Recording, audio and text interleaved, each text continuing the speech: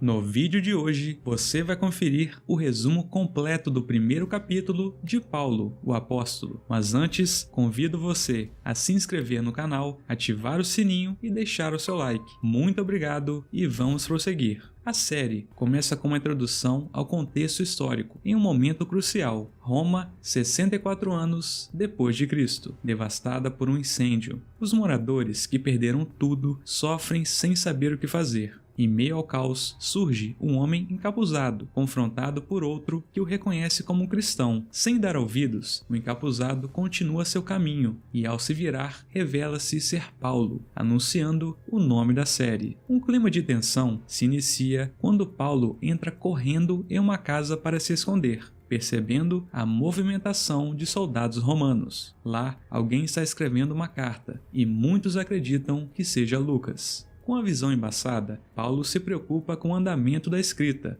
pois sabe que os soldados podem chegar a qualquer momento. E de fato, a casa é invadida e a dupla é capturada. Paulo declara que chegou a hora dele e de Lucas. Lúcio, o general romano, comemora, afirmando que é o fim dos dois e que Roma finalmente ficará limpa. O general pega a carta de Lucas e se diverte com o desespero dos cristãos. Tentando salvar um amigo, Paulo pede que não façam nada a Lucas, responsabilizando-se por tudo e oferecendo sua vida em troca. Antes que termine de falar, Lúcio desfere um soco em seu rosto, enquanto ele é levado pelos soldados. O general avisa que Paulo precisa morrer primeiro, mas Lucas tenta explicar que os cristãos não têm nada a ver com o incêndio de Roma. Assim como Paulo, ele é interrompido por um soco de Lúcio, que o manda calar a boca, e diz que Roma precisa de alguém para pagar pelo ocorrido, e Paulo morrerá naquele mesmo dia, seguido por Lucas e os demais cristãos,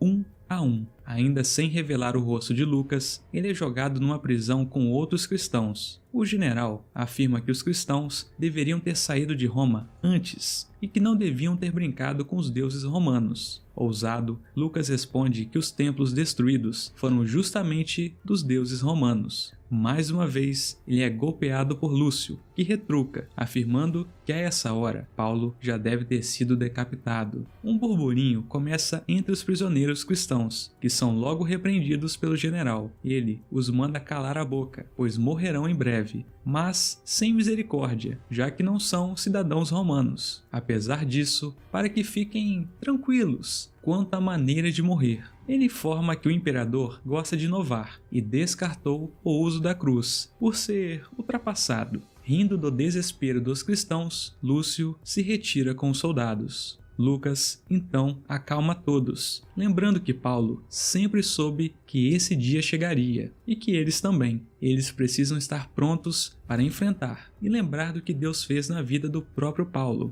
Com dificuldades, Lucas não consegue pegar um recipiente com água, mas é ajudado por uma menininha chamada Elisa, filha do imperador Nero. Ela pergunta por que Deus escolheu Paulo. Lucas sorri, alegando que foi uma ótima pergunta e que não sabemos por que Deus faz certas escolhas, não sabendo até hoje o que Deus viu nele. No entanto, Paulo era sincero e muito zeloso, e a combinação disso o fez um homem extremamente justo. E assim, após essa abertura da série, começa o primeiro capítulo, onde Paulo ainda não era convertido. Conforme as escrituras, vamos chamá-lo de Saulo nesse início. Vamos lá? Enquanto viajava de barco, Saulo tem um sonho peculiar. Ele acerta um boi com uma ponta perfurante, na Bíblia chamada de aguilhão. Aos gritos eufóricos de seu amigo Jonatas, avisando que chegaram ao destino, Saulo finalmente desperta. Estamos agora em 34 anos depois de Cristo, 5 após a morte de Jesus. Saulo comemora sua chegada em casa, em Cesareia.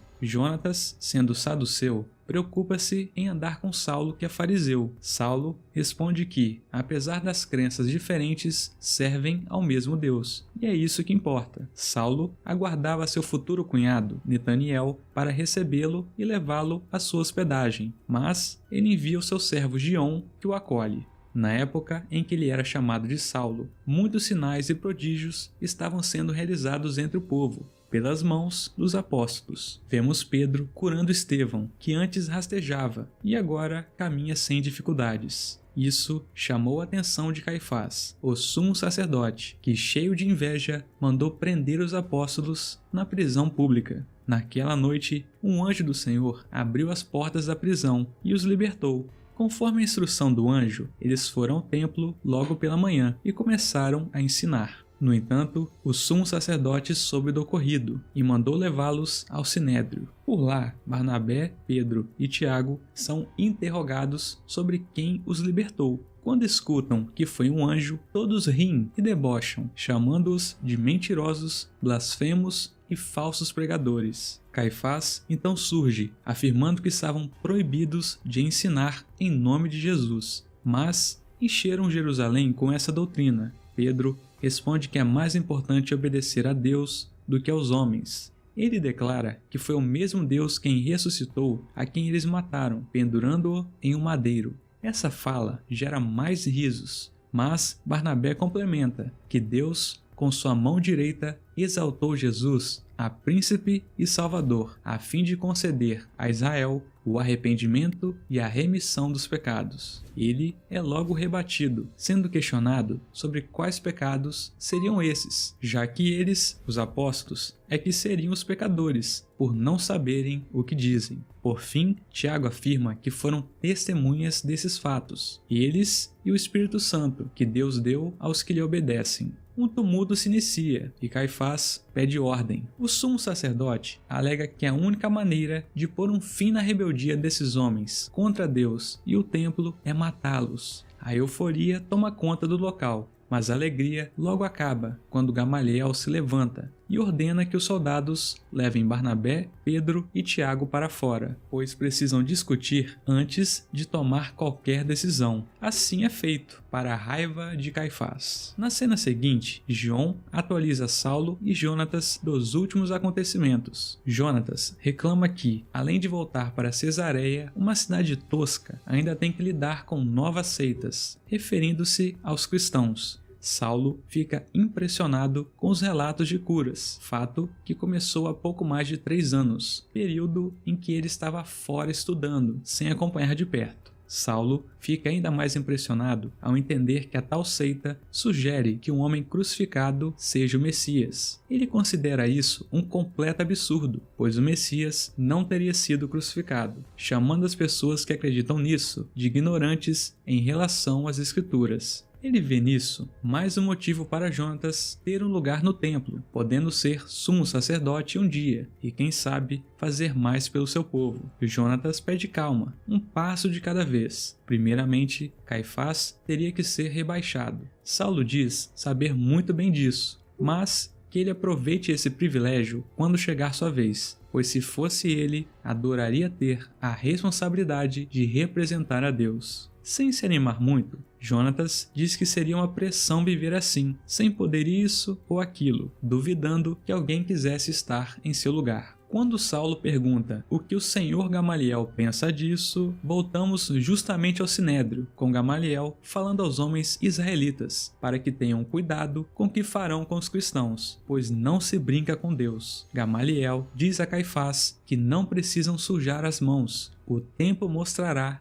quem é quem. Sendo assim, que não façam nada contra Barnabé, Pedro e Tiago. Caifás fica muito irritado, mostrando que todos ali são testemunhas do mal que eles estão fazendo e espalhando por toda a cidade. Gamaliel ordena que os deixem ir, pois se essa obra vem dos homens, será destruída, mas se vem de Deus, não poderão destruí-los, correndo ainda o risco de estarem lutando contra Deus. Caifás concorda em parte, pode até deixá-los ir, mas que sejam açoitados, para servir de lição a todos que ousarem causar tumulto em Jerusalém. Netaniel, filho de Gamaliel, diz a Caifás que não há necessidade disso, pois a prisão já foi punição suficiente. O sumo sacerdote responde que ele é muito jovem e não entende o que precisa ser feito. Caifás pergunta quem naquele local está de acordo, e todos levantam a mão, menos Gamaliel e seu filho, Então, o trio Barnabé, Pedro e Tiago retorna e é brutalmente espancado pelos soldados, enquanto todos assistem à dolorosa punição. Na próxima cena, Jonatas pergunta a Saulo quando ele vai se casar com Gabriela para resolver a sua situação no Sinédrio. Afinal, só quem é casado pode fazer parte. Saulo responde que voltou justamente para isso. Porém, toda vez que pergunta sobre sua noiva a Gion, ele se esquiva e a situação começa a ficar estranha. Jonatas começa a desconfiar que, pelo tempo que ficou fora com Saulo, Gabriela teria se interessado por outro. Gion nega, mas não revela o que está acontecendo, criando um mistério. Quando ele finalmente parecia que ia explicar, o homem interrompe, pedindo por favor um pedaço de pão, pois tem fome. Jonatas o despreza, enquanto Gion aproveita a deixa para dizer que vai cuidar dos cavalos. Ao se aproximarem do morador de rua, Jonatas pede a Saulo que se afastem logo, antes que o mendigo o siga. Com uma postura diferente de seu amigo, Saulo entrega uma moeda ao paralítico, que sorri emocionado, pedindo que Deus o abençoe, enquanto Jonatas continua a desprezá-lo, mandando-o ir embora, pois ali não é lugar para gente como ele. Finalmente, Saulo é recebido por Netaniel, seu futuro cunhado, e logo vemos que ele e Jonatas não se gostam muito, e Jonatas logo se retira. Netaniel pede desculpas por não ter ido buscar Saulo no porto e o convida para entrar em casa juntamente com Gion. Enquanto conversam, Saulo conta que seus pais mandaram um presente para Gamaliel, Netaniel e um para Gabriela, e logo pergunta onde ela está. Netaniel responde que não sabia que Saulo chegaria naquele horário, 2 horas antes do previsto. Então, Gabriela está na casa de uma amiga, deixando-o aflito e sentindo um clima estranho no ar. Enquanto Gion e as moças servem a mesa, Netaniel explica que muita coisa aconteceu durante a ausência de Saulo, que conta não ser mais novidade, pois Gion o havia informado sobre uma seita que surgiu enquanto ele estava longe. De repente, a porta se abre e Gabriela surge, surpresa ao ver o seu amado. Romântico, Saulo diz que trouxe um presente, entregando um lindo adereço com lírios, que mandou fazer especialmente para ela. Sempre metódico, Saulo pede permissão para colocar um enfeite em seu cabelo e elogia a beleza de Gabriela, que acaba fechando a expressão do nada. Estranhando, Saulo pergunta se está tudo bem, mas a moça disfarça, dizendo que sim, e que usará o presente todos os dias. Tentando continuar a disfarçar, Gabriela pergunta como estão os pais de Saulo, o que a deixa em uma saia justa. Ao responder, estão loucos para saber a data do casamento. Saulo afirma estar pronto, terminou os estudos, tem todos os recursos para cuidar dela e começar sua carreira no Sinédrio, mas, novamente, ninguém se anima e um silêncio toma conta da casa. Saulo começa a se irritar, perguntando o que eles estão escondendo dele, mas ninguém responde. O suspense continua, pois passamos a ver o sofrimento de Pedro e Tiago, cuidando de suas feridas após a brutal punição de Caifás. Pedro pergunta aonde está Barnabé, e Tiago responde que ele chegará em breve com os novos convertidos, sendo que um deles já recebeu o Espírito Santo e que já quer se juntar a eles. Quando Pedro ia questionar de quem se tratava, logo se escutam batidas na porta e surge Estevão, revelando ser ele de quem Tiago falava. Voltamos à casa de Gamaliel e já vemos Saulo enfurecido ao saber que Gabriela faz parte da nova seita, ou seja, os cristãos. O pai e o irmão da moça a defendem, dizendo que os discípulos de Jesus não fazem mal a ninguém e que Gabriela mudou da água para o vinho, só teve benefícios. Irritando-se cada vez mais, Saulo diz que isso é uma traição a Deus e que não permitirá que sua noiva participe mais disso, pois são contra o Deus deles. Gabriela discorda, dizendo que ele não pode fazer isso, pois é a sua fé e a sua vida. Com os ânimos exaltados, Gamaliel sugere que é melhor descansarem, pois já é tarde. Saulo pede desculpas ao futuro sogro de antemão, não querendo ser desrespeitoso, mas diz que isso é uma questão entre ele e a filha dele. Vendo como Saulo está furioso, Gabriela pede para conversarem no outro dia, com mais calma, e se retira. Ao perceber que está sozinho nessa, Saulo pega seus pertences e deixa claro que precisa respirar em outro lugar. Netaniel pede para que ele fique, pois Gion já preparou tudo para que ele durma ali. Sem responder uma só palavra, Saulo se dirige à porta, mas fica paralisado quando Gamaliel pede para que se lembre do que o ensinou. Tenha a mente aberta